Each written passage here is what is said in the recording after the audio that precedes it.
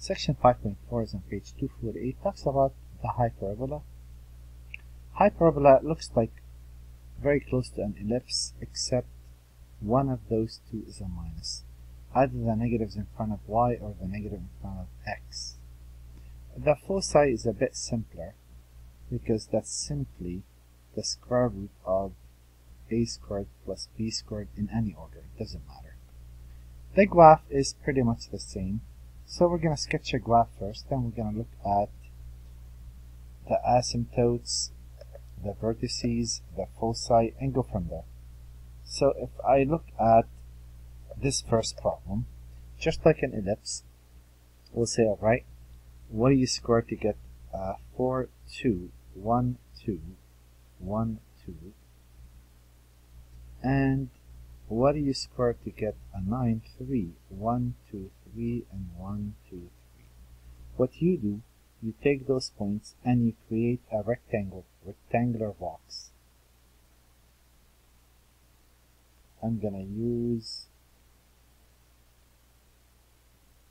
this for a rectangular box, and the rectangular box is gonna look like this. And what you would do, you would draw two lines. The lines pass through the center and the edges of that box. Now, it's fairly simple how this works. You glance at the problem, you say, alright, where's the negative? If the negative's in front of the y, then there's nothing along the y-axis. You go to those points right there, and you draw a parabola heading toward that asymptote. So these graphs are very accurate in the sense of they're going to be as wide as the asymptote, as narrow as the asymptotes.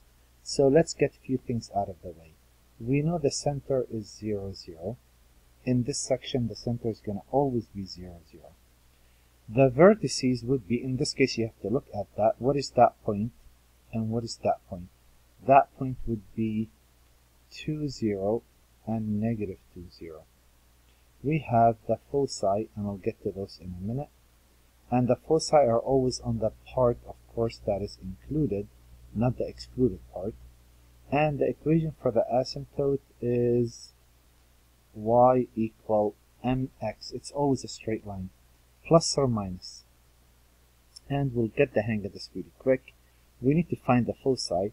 C equal the square root of a squared plus b squared. C is square root of 13, so that's radical 13, and that's radical 13. That is a number between 3 and 4. 1, 2, 3, 4. Anywhere in there, we are fine. We could just label that. And 1, 2, 3, 4. There's the foci. Everything's labeled. Everything's on the graph. Now, if you look at this, if y equal mx, isn't the slope always the rise, whatever's underneath y, no exception? And isn't the run always what's underneath x? What did you square to get a 4? And there it is. Done. Now, this axis, this line from this vertex to this vertex, this is called a traversal line. Transverse line. You really don't need to worry much about that, but if they tell you that we have a transverse line of such and such, then you know what they're talking about. Now, the same idea comes up. What if they put the negative in front of the x? Well, there it is. You could sketch a graph of this again. The work is identical almost to an ellipse. Pretty much. What do you square to get a 4, 2, and negative 2? Same idea. What do you square to get a 9, 3? So, the stretching have nothing to do with it in this case. And if I look at the rectangular box, here we go.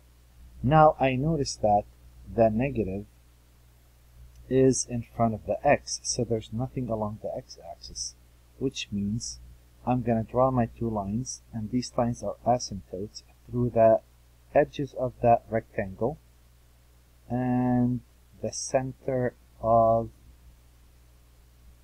this problem, which is the origin in this case. The graph is going to be matching on those points. These are the vertices, and you're going to head toward the asymptote, creating such graphs. There it is. The center is actually 0, 0. The vertices are at, in this case, 0, 3, and 0, negative 3. Notice it doesn't matter where the stretch is. Unlike ellipses, the foci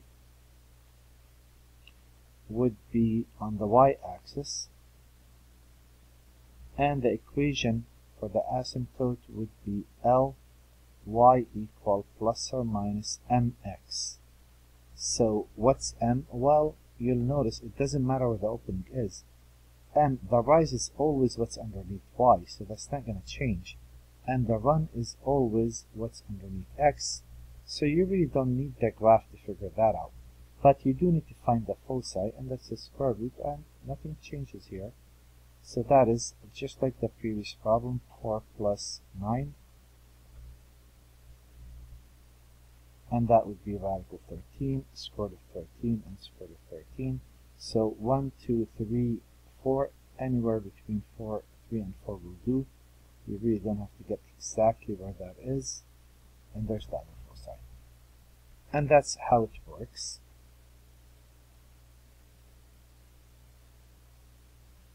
Here's another example. Well, we look at this, say, okay, well, we're going to move 3 in the x, 1, 2, 3, 1, 2, 3, and we're going to go 1 in the y, 1 above, 1 below. We're going to draw that rectangular box, and there it is. And we're going to run 2 lines running through the corners of that box and the center, which is the origin in this case. Oops.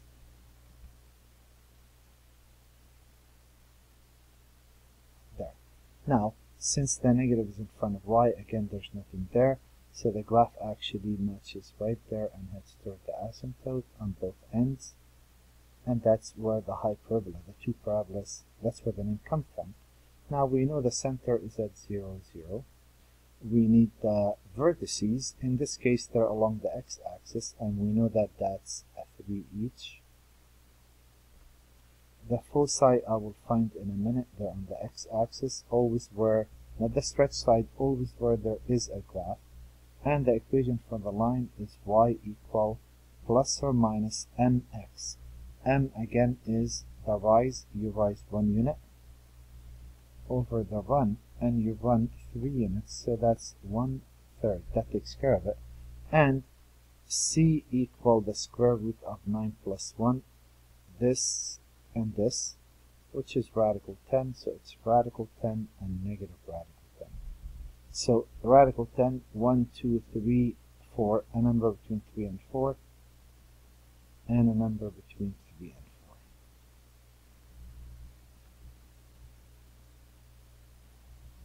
4. And here's another example. I forgot to input the negative by mistake. I'm making this as we go by. There it is. So if I'm looking at this problem with the same deal, what do you square to get 25? 5, 1, 2, 3, 4, 5. 1, 2, 3, 4, 5. And what do you square to get a 4? A 2, 1, 2, 1, 2. And if I draw my rectangular box, it's going to look like this. There we go. And we draw my asymptotes, 2 lines running through the edges of this rectangular box. There we go. And since the negative is in front of the x, then we're going to have the graph wrapped around that y, and it's a very wide. Now, the wider the graph is, the farther the focus is, but you could just follow the graph and go from there. The center is at 0, 0. The vertices are at 0, 2, 0, negative 2. The foci I'll get to in a minute. And the equation for the asymptote is y equal rise, you rise 2 units plus or minus, over you run 5 units x.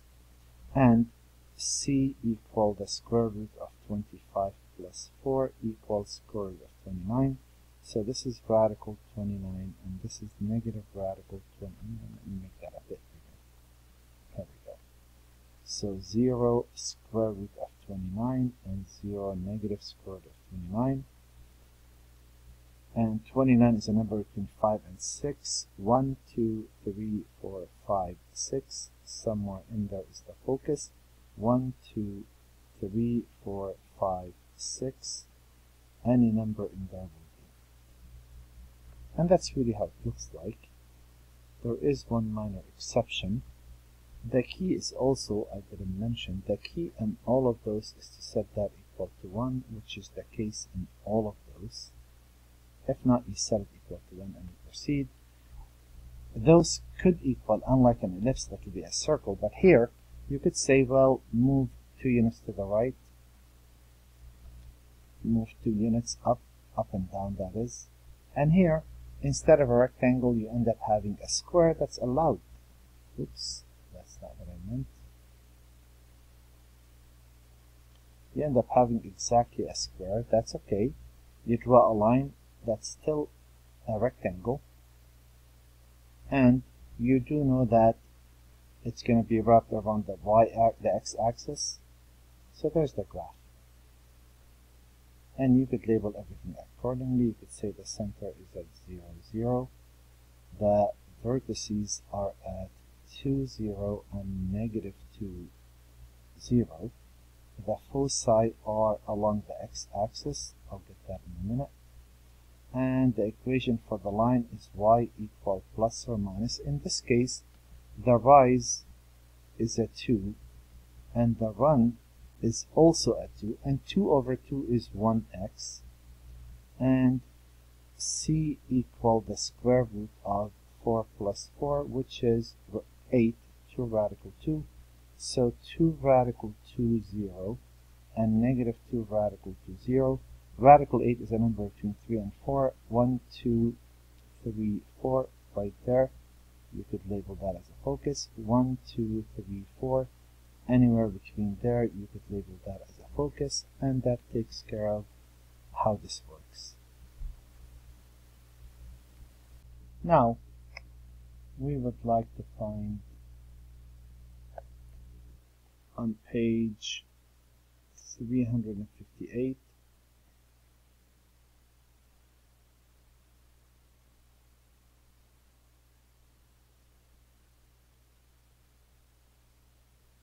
in our book. We'd like to look at a few problems. Here's the first one. It says find the vertices and co-vertices. Well, vertices, you know, there are co-vertices, obviously what's underneath y. So I know this problem has x squared, y squared equal 1. Obviously the negative's in front of x because there's nothing on the x-axis. And do you notice that you move 1, 2, 3 above and 1, 2, 3 below? 3 squared is a 9. And if you draw the rectangular box that we've been doing, if you figure out exactly where that box is, it looks like you're moving 2 in the x direction. That's 2 squared, which is a 4. Fairly simple, really, and not a lot of work. Students in the beginning don't like it, but once they see it, it's really simple to do. So find the vertices if I want to answer the question. The vertices are 0, 3, and 0, negative 3. And the co-vertices, something we normally don't find, but this author likes that. That would be 2, 0, and negative 2, 0. I want the equation, really, more than anything. I'm going to ask for the equation, just like number 4. Write the equation of the hyperbola. I have x squared, y squared equal 1. I recognize that the negative must be in front of the y because there's nothing there. And I notice that we moved 1, 2, 3, 4, 5 to the right, 5 to the left. That makes this 25. And again, I'm going to draw my rectangular box. So I'm going to go ahead and go from this if I could and try to make it as perfect as possible. So it looks like, that doesn't look like it. Okay, if I actually would go ahead and draw a straight line down, touching at that one point and that one point.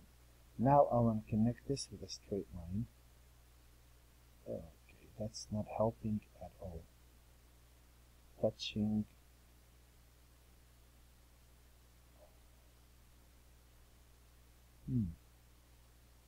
a bit smaller. Oh boy, this is making it very hard to do. There we go. About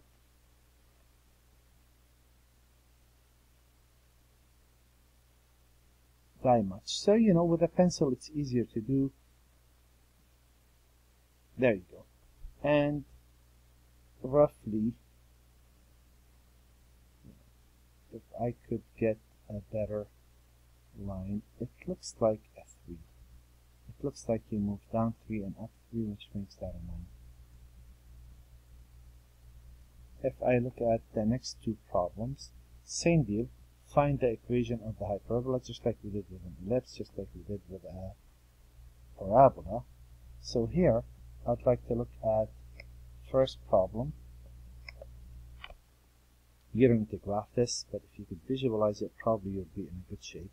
It says the vertex, so it's always x squared, not plus, and a y squared equal 1. Vertices are at 2, 0, and negative 2, 0. Doesn't that mean that you moved 4, 2, and 2, 2 squared is a 4? And since the vertices are on the x-axis, that's a positive and that's a negative. Now when you get to the foci, they are at 9, 1, 2, 3, so there are 9 units to the right and 9 units to the left. Isn't the foci, call this, whatever you want, call this a squared. Isn't the foci the square root of 4 plus a squared, and that is 9 units? If you square both sides, 4 plus a squared equal 81. So a squared equal 77. Replace that by 77, and there's my answer. Find the equation I just did. And if I look at number 8, same deal. I'm trying to visualize. You don't need the graph for anything. Here they say a focus is at 5, 0. 1, 2, 3, 4, 5, 0 is a focus. Okay. Center of the origin. And the transverse axis is 8. If the transverse axis is 8, doesn't that mean you move 1, 2, 3, 4 to the right, 1, 2, 3, 4 to the left? Doesn't that means that this is 4 and this is 4? Well, I know it's x squared with a positive. There's nothing along the y-axis in this case, and I moved along the axis x-axis 4. And what's missing is, how do you find this a? I always call it a. Well, again, the foci is the square root of 4 plus a squared, and that happened to be, in this case, 5 units. Square both sides. Subtract 4 from both sides, and that will be a 21, and that takes care of that problem as well. 2 more problems to go.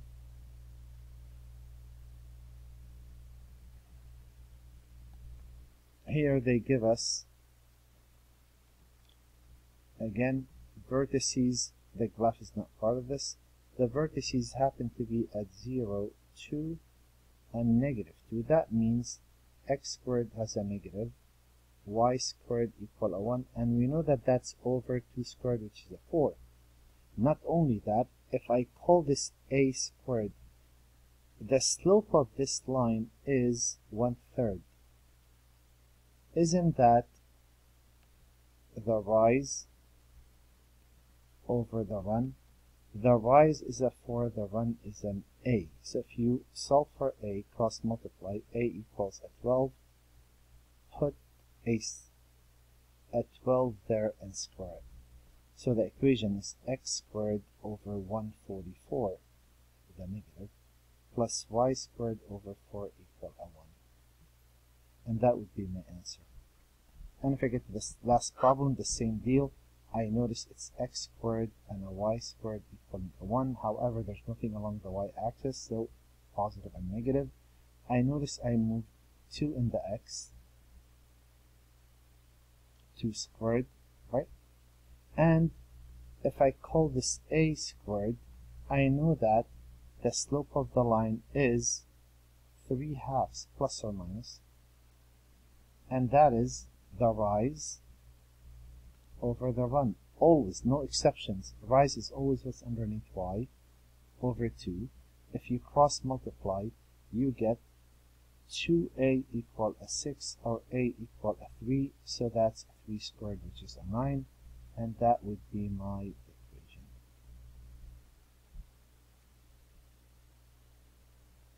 And the homework, follow the directions on 358, page 358, 1 through 11 odd, you do those. But here, 13 through 18, you're going to do all of these 4 problems. I need you to ignore the direction, sketch a graph, label the center, vertices, foci, and asymptotes.